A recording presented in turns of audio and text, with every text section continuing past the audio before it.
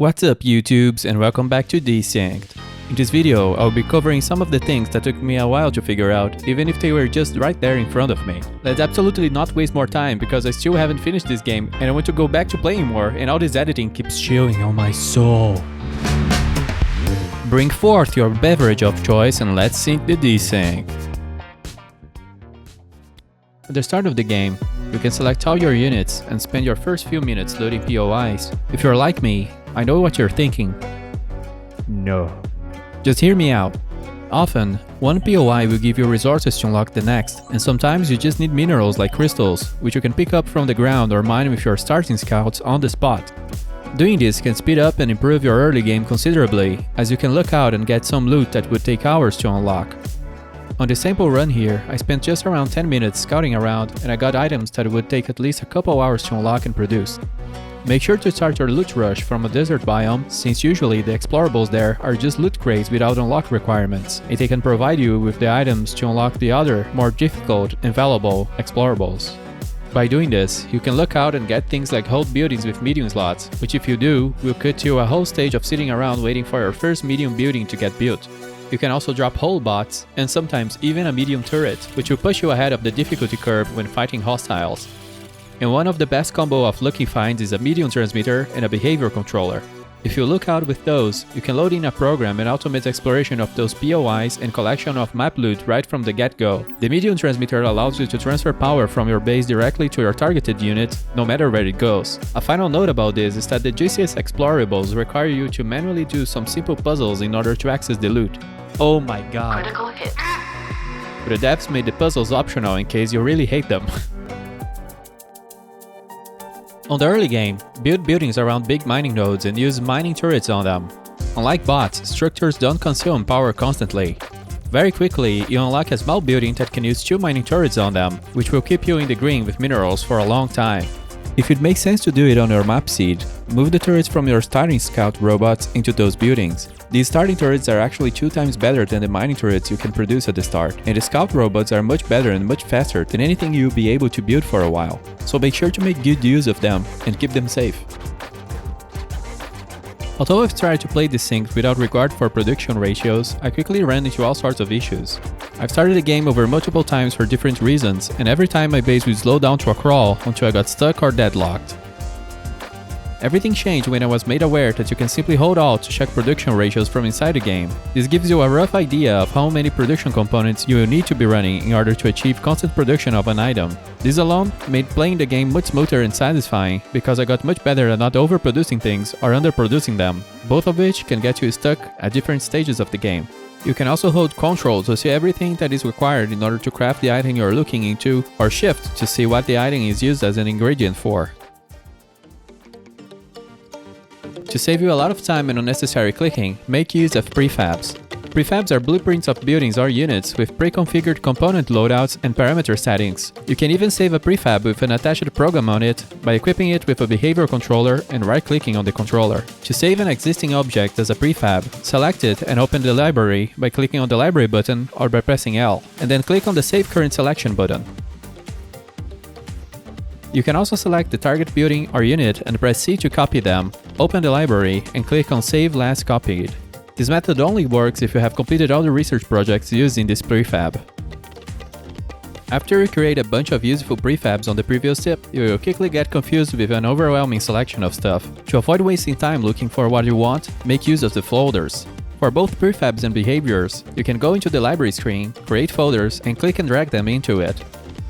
You can also manually reorder your folders. With all the organizing done, you can use the search bar on the library to find what you need, use the search bar on the production modules to quickly find bot blueprints. Your build menu will be organized by folders, and the prefabs will follow the same order you assign on the library menu. You'll hopefully find behaviors much faster when using the behavior editor. Your bots and buildings will spawn in with the same names defined on their prefab, which will help you remember what they were supposed to do after you left them sitting in the dark for 2 hours. This is especially helpful on multiplayer, as there's nothing stopping your co-op partners from setting that bot you waited for half an hour to build to be a hauler for no reason. Really?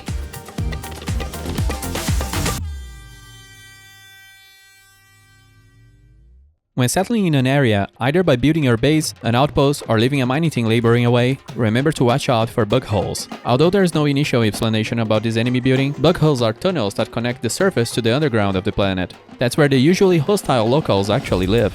Bug holes are always found around enemy highs, which are pretty obviously dangerous since they are found in the plateau, bug-infested territory. But the dangerous holes are actually the ones randomly found throughout the plains and other biomes, and they are usually found close to certain alien-looking buildings. Don't leave these bug holes around. It's easy to miss them since they can be hiding in plain sight, under trees or in the shadows. As enemies evolve, bigger and better bugs will make their way outside when you get close to it. If one of your worker bots do this while you are distracted and your combat squads are away, it may cost you some units, parts of your base, or worse. This is taking forever. Someone is taking damage. Pause. What's going on? Oh no. Probably everyone over there is gonna die. Clearing these holes are much easier than clearing the highs found on plateaus, so it's worth to have some turrets ready in case you need to do some bug hunting. If you've played a little bit, you already know the logistics network. Without this powerful little button here, everything would have to be manually programmed in order to do even the basic hauling tasks. The problem with this one-click to automate button is that it's easy to rely on it and forget that this is just a helper feature. The logistics network is not the main driver and commander of this base. That would be you. Very quickly in the game, you start running into all sorts of logistics issues, especially workload issues. That would be when there's too many jobs for your poor little minions to perform. You can gauge this by opening the Orders tab in the Control Center screen. If there are a huge amount of tasks with no drones to perform them, your base will get increasingly inefficient, and you either have to have a long time for your needed orders to be completed, or even get completely stuck and fall into deadlocks. If you can't understand what is going wrong with your factories, it usually has to do with the logistics network, workload, and the traffic jams they can generate. Remember that you can and should right-click the Logistics Network button and customize settings for your needs. You won't want to have the default settings in every situation. For example, if using item transporters, in many cases you want the building to only use item transporters, and you can set that in the setting here.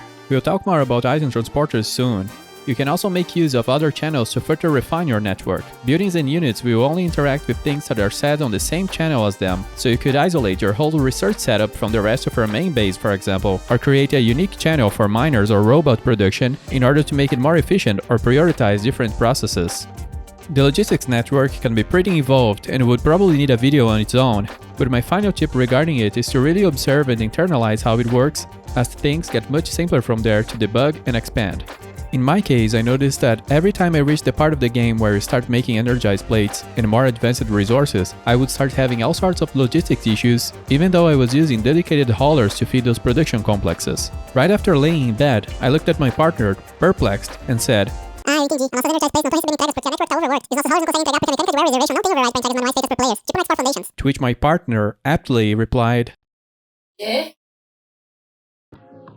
Quick to unlock and easy to make, the shared storage component is easily overlooked, and it doesn't help that it's very hard to understand how it works or even what it does from the in-game description. Every time a building is overflowing with an item, let's say this factory here is filled with circuit boards and it cannot produce anymore because it's full, it will add a request to the network to have the items moved to another unit or structure that have this component on it. Note that this only works for production buildings overflowing, so you can't use this with your robots.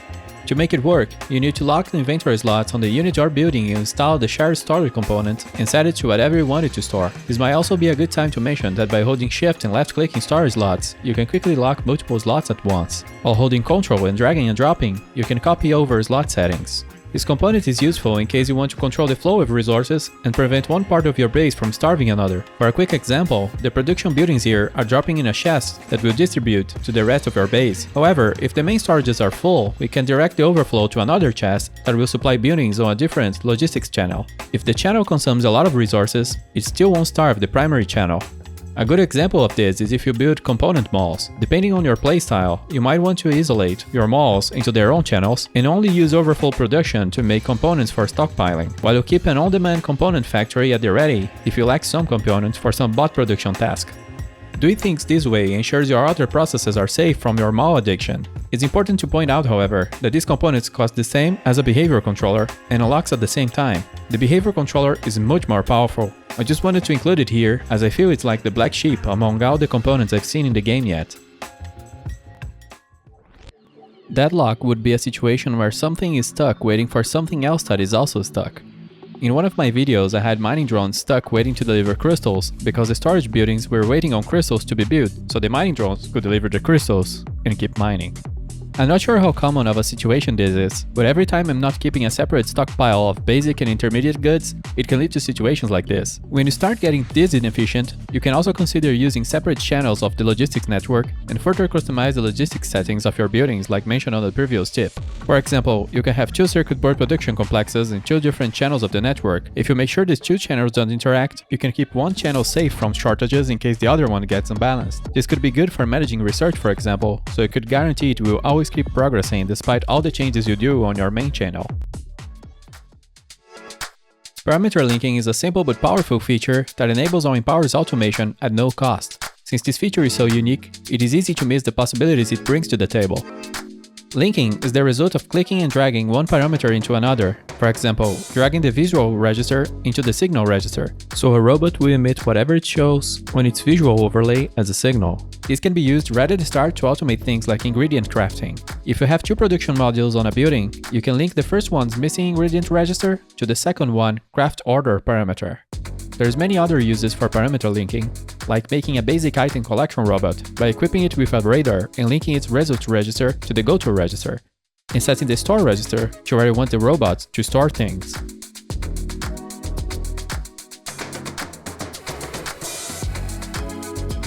In the same vein, you can have a basic robot to provide power and network access to newly built buildings by equipping it with a power field and radar, setting it to target on powered construction projects, linking the radar output register to the go-to parameter, and moving the bot towards wherever you want to expand your base. The bot will move automatically to the nearest unpowered construction, provide power and network access to it, and your basic haulers will do the building without you having to manually order them to bring construction materials.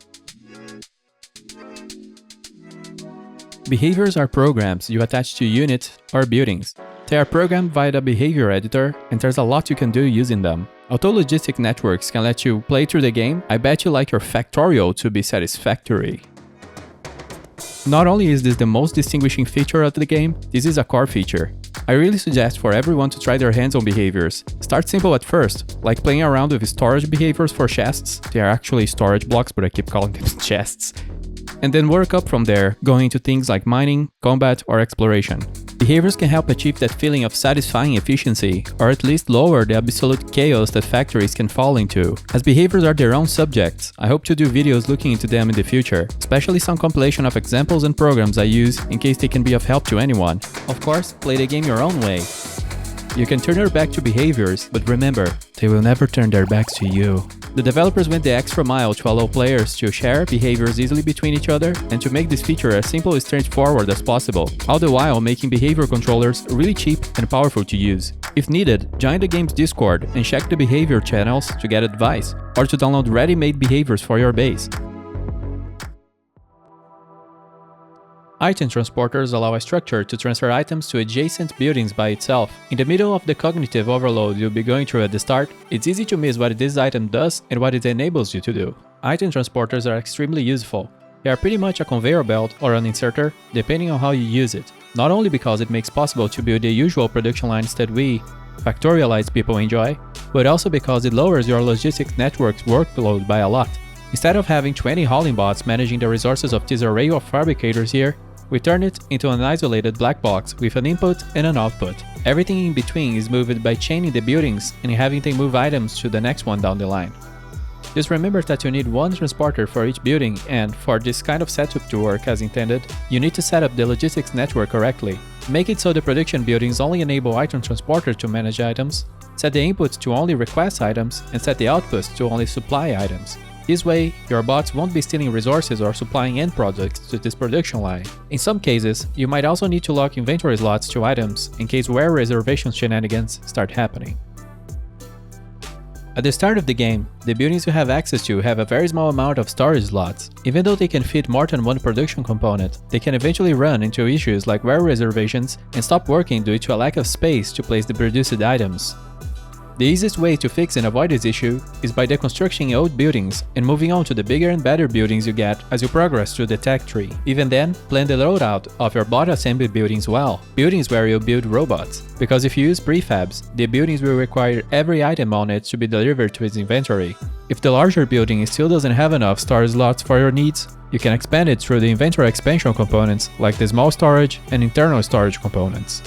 To quickly double check that your mining operations and inline factories are set up correctly, you can use Tab to toggle between overlay modes.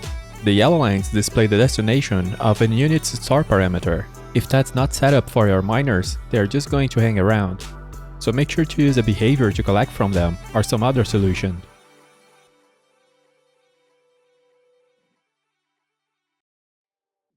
After my first hour in the game, I thought, man, wouldn't it be cool if you had a copy and paste button? Dozens of hours later, a blast viewer came in and mentioned that by pressing C on something and V on something else, you can copy and paste parameters. By accident, I tried that with buildings and to my surprise, this also copies whole buildings. This and more info can be found on the game's Codex Hotkeys page. This page even taught me that you can rotate existing buildings by hovering the mouse over them and pressing R. Do you know how many innocent buildings got demolished because it triggered my OCD demon? The Codex has pretty good and concise info about a lot of topics, so make sure to check it out when needed. Always remember the Gandalf meme. If you leave this game and come back after a couple of days, chances are you won't remember a lot of things. Especially for units and buildings with behaviors, it's super easy to come back and have no idea what something does and if it's still working. So if you don't want to waste time tracing back your steps, remember to rename the bots on the bottom left here. This way, you can quickly find them through the search bar on the unit's interface. Even better, you can add an icon to the bot's visual register. That way you can always press Tab to toggle overlays and visually see where your important units are. Another way to identify bots is by using the signpost internal component. Just slap it on a bot, right-click it, and set the sign text. If it doesn't work, make sure you link the signpost to the visual parameter of your unit. Similar to Factorio, enemy factions will evolve over time and will field increasingly dangerous units. When clearing a new plateau to make way for our silica mining teams, make sure to bring your army in advance and mind the overkill factor. If you notice your fights against the hostiles are causing you losses or leading to overall stalemates, just bring more bots. Small turrets become ineffective pretty quickly, but you can use smaller and faster bots to harass and draw fire from enemy units. I've noticed that performing drive-bys on enemies can make them miss some shots they take at you. So try and see if broadside attacks work for you. Having separate groups of fast combat bots and slow combat bots can help you pacify more aliens without losing as many combat units. Of course, using bots with good combat behaviors to dominate the planet is an even better idea. Although Desynced is great to play as an automation game, to me the best part of it is creating stuff. Be it complex integrated bot swarm behavior or that simple light switches, the creative problem solving here is worth getting into. Keep your eyes open for things that bother you on your base and try your hand at fixing things in ways that you haven't tried before. You'll find that often, the solution isn't as hard or complex as you thought, and the more things you learn, the bigger your toolbox for not just building a cool looking base, but a base that operates the way you want it to. Make sure to use opportunities to learn from other people, share information, and build on their work. I think the potential for cool stuff in this game is huge, and hopefully, this is just where the fun begins. If you enjoyed this video, please consider subscribing and leaving a like. Not only helps the channel a lot, it provides me motivation and energy for me to keep my 1v1 against the algorithm. It also pushes us towards the 1000 subscribers goal, and we are very close. Reaching that goal could enable us to do bigger and better things over time, so I'm really grateful for all the recent support. Seriously. I hope to do a special video for 1000 subscribers based on community voting. I'll post about it via the community tab as we get closer to that goal. More Desynced to come soon, although Starfield might take over my life for at least a week once it releases. Let me know if there are any tutorials you want to see, and definitely share any tips or tricks I have missed on the comments below. Thanks for watching, and automate angry.